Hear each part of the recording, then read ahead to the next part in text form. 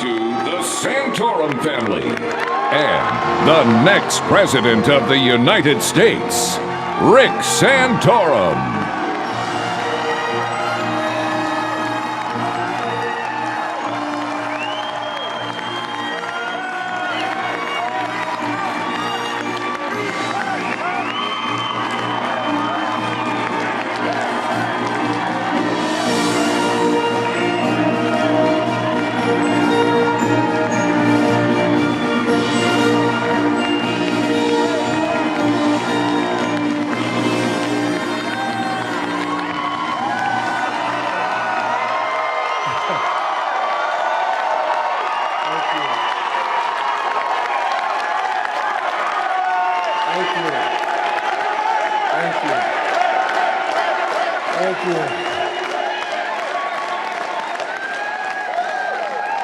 Thank you.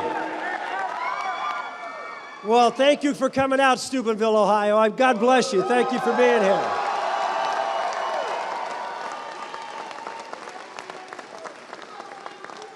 For the folks listening at home, we're in Steubenville, Ohio.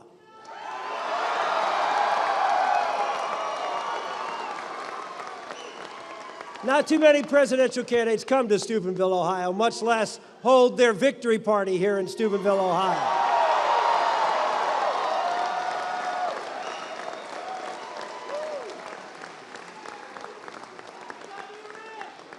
We're in a high school gymnasium.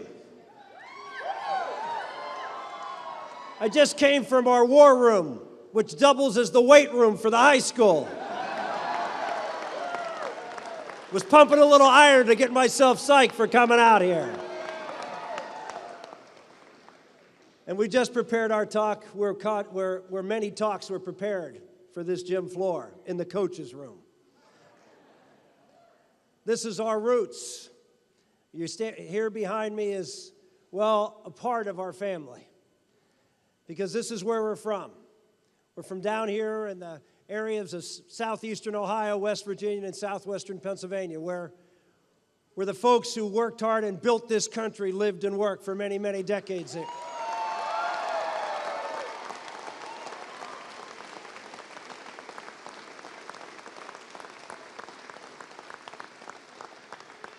I'm particularly excited to be here with my family. When I say my family, I mean not just my family, of our immediate family, but my mom, who is right here. That's my mom, Kay, 93.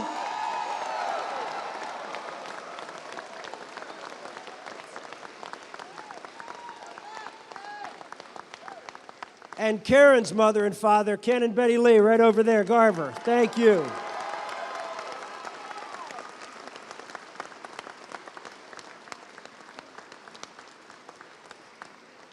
I got my brother here and his family, and Karen has, well, several. Karen's one of 11 children, so you can imagine brothers, sisters, nieces, nephews. We've got a great crew back here, all behind us, because this campaign is about the towns that have been left behind and the families that made those towns the greatest towns across this country.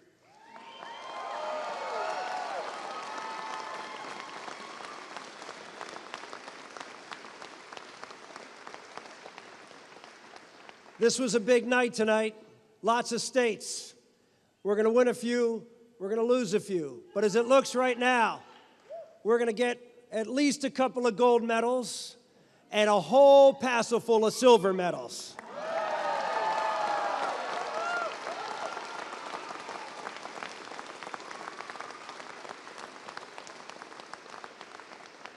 We can add to Iowa, Missouri, Minnesota, Colorado, now Oklahoma and Tennessee. We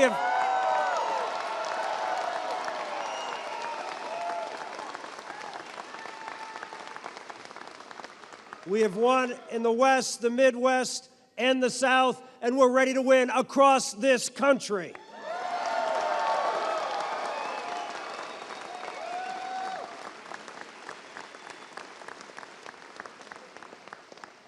I want to thank again my wife. I know that those who have seen her on the campaign trail, that the common refrain is, more Karen, less Rick. But I'm working on it. I'm trying to get as good as she is at this political stuff. But she has been an amazing partner for me and my conscience, my biggest supporter, my most important, my most honest critic, and someone who has kept our family together and continues to do remarkable and incredible things every day for me and all of us. Thank you very much, my love.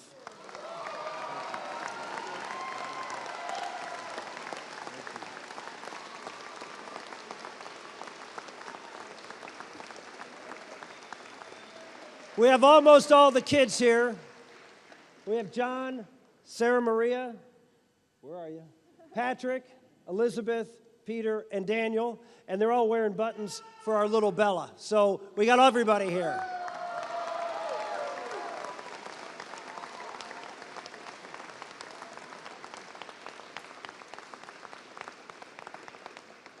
We went up against enormous odds, not just here in the state of Ohio where who knows how much we were outspent, but in every state.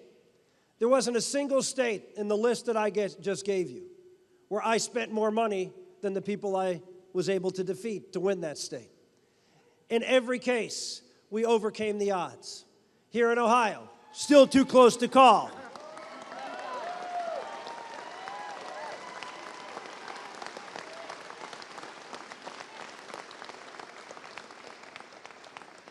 But just like the folks here in Steubenville and throughout the Ohio Valley and all the valleys of this country that are the heart and soul of this country, they worked hard and they overcame odds.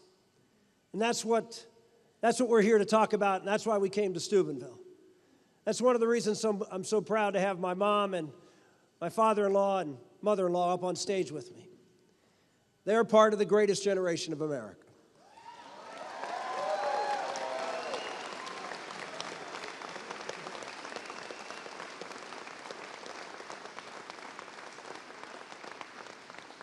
They preserved liberty by sacrificing immeasurably to keep this country free from despots.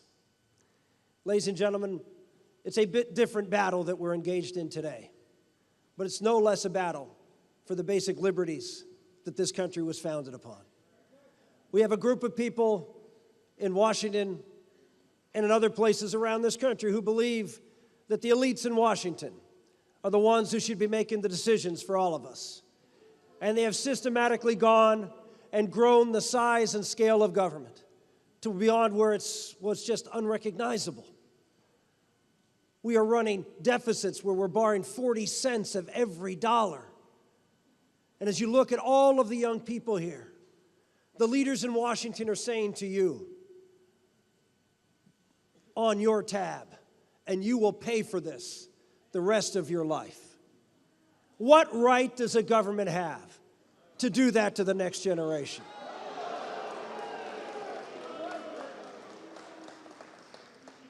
We have people who believe that America's best days are behind us. They believe that it's no longer possible for free enterprise, a free economy, and free people to be able to build strong communities and families and be able to provide for themselves and their neighbors.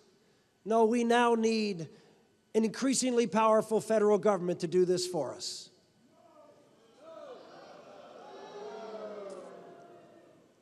The reason that Karen and I ultimately decided to get into this race was because of that issue, and in particular, one issue. I've said it almost every stump speech I've given. If it wasn't for one particular issue that to me breaks the camel's back with respect to liberty in this country, and that is the issue of Obamacare.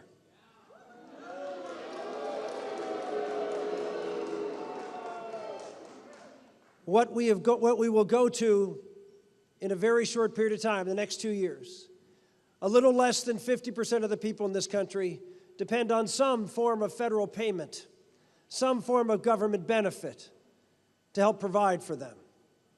After Obamacare, it will not be less than 50%, it will be 100%. Now, every single American will be looking to the federal government, not to their neighbor, not to their church, not to their business or to their employer or to the community or nonprofit organization in their community. We'll be looking always to those in charge, to those who now say to you that they are the allocator and creator of rights in America. Ladies and gentlemen, this is the beginning of the end of freedom in America. Once the government has control of your life, then they got you. That's why we decided to step out. As you look, Karen and I have 7 children, ages 20.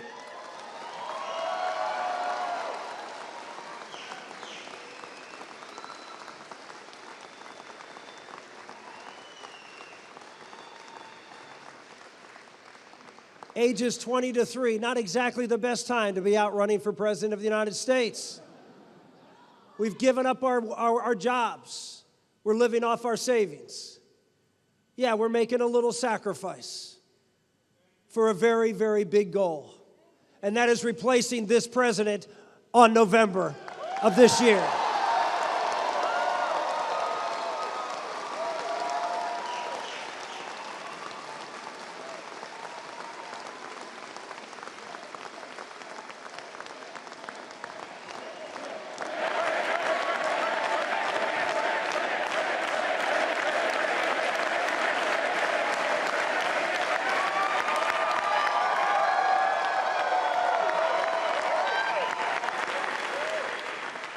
In order to make that happen, the Republican Party has to nominate somebody who can talk about the broad vision of what America is.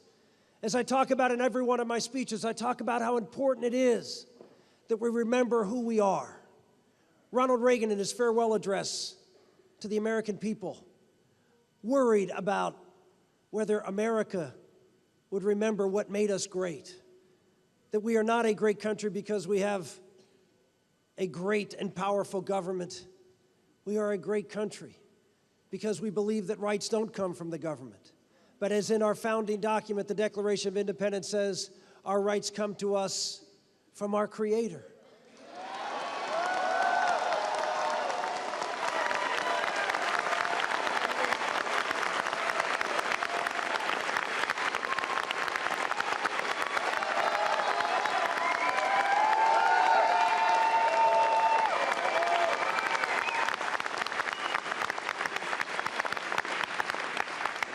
The government's job and the Constitution of this country was intended to do one thing: protect those rights, so each and every one of you would have the opportunity to build their own life, to take your own path, to create a strong family, strong neighborhood, community, state and country. That's what made America great. We built a great country from the bottom up. And we need people to go up against President Obama and his vision of a top-down government control of not just health care, but of energy and of manufacturing and of financial services and who knows what else is next. But this is a president who believes that he simply is better able to do this than you are, that he will be fairer than you are with your fellow man. Ladies and gentlemen, this is an election about fundamental liberty. And the signature piece of legislation that points this out, where you have economic rights created by the government, and then the government using its heavy hand to force you to buy insurance, to force you to take policies that you don't want, and of course to force you to take coverages that may even violate your faith convictions.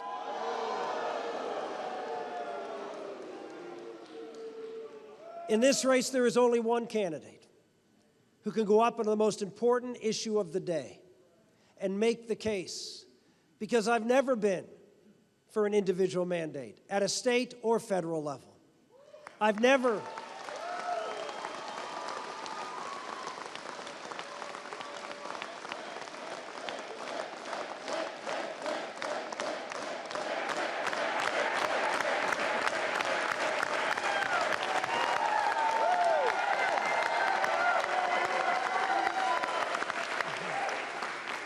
I've never passed a statewide government-run healthcare system when I was governor because, well, I wasn't governor,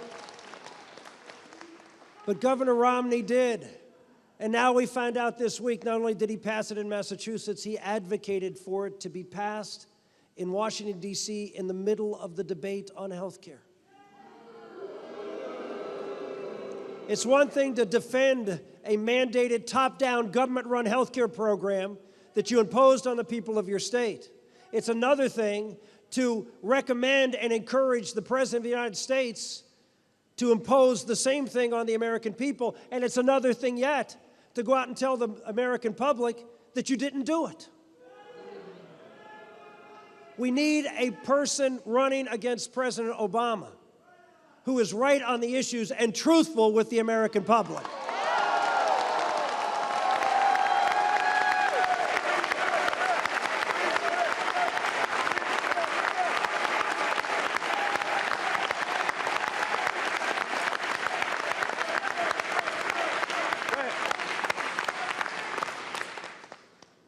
This race provides a great opportunity for a great contrast. Big things have to happen in this country to bring us back from the brink of insolvency. Big things have to happen so we can secure our freedom. And as I talked about this morning in front of AIPAC, that we have a president that stands with our allies and defends this country and does not apologize for America around the world.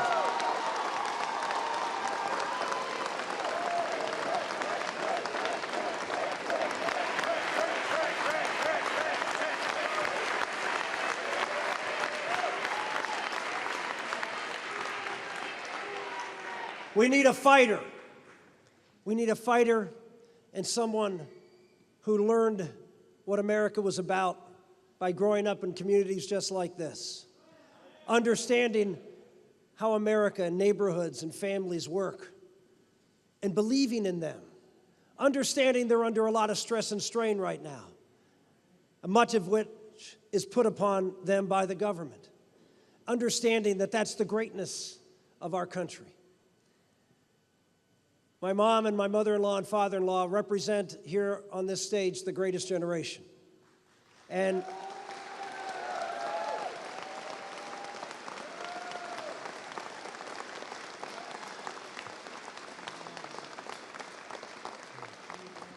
Mom's hamming it up a little bit over there, okay. But the greatest generation was the greatest generation not because they had greater character or courage or perseverance than those of us today.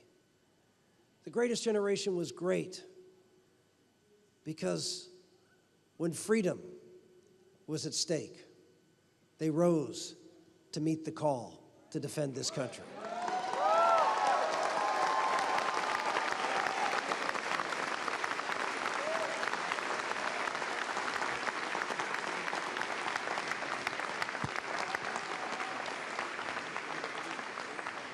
We're in a time in this country when freedom is at stake, and you are all blessed, as I am, to be here at a time when your country needs you.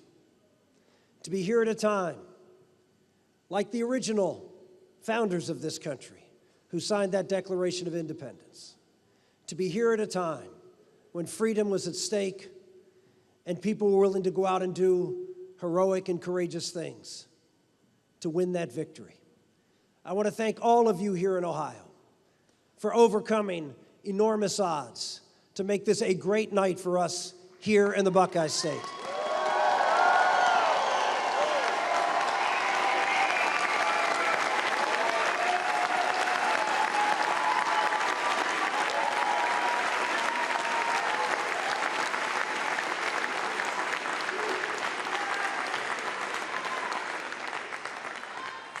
I want to thank in particular up here on stage Mike and Fran DeWine for all the help and support and standing up and fighting for me throughout the course of this time. Thank you.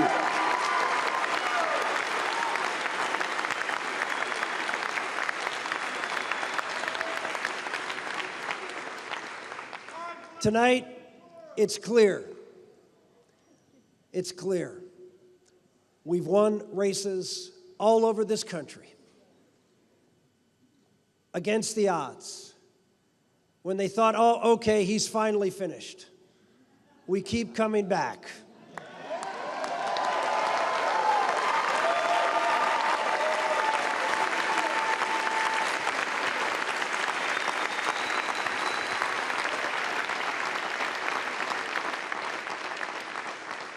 We are in this thing. We are in this thing not because I so badly want to be the most powerful man in this country. It's because I want so badly to return the power to you in this country.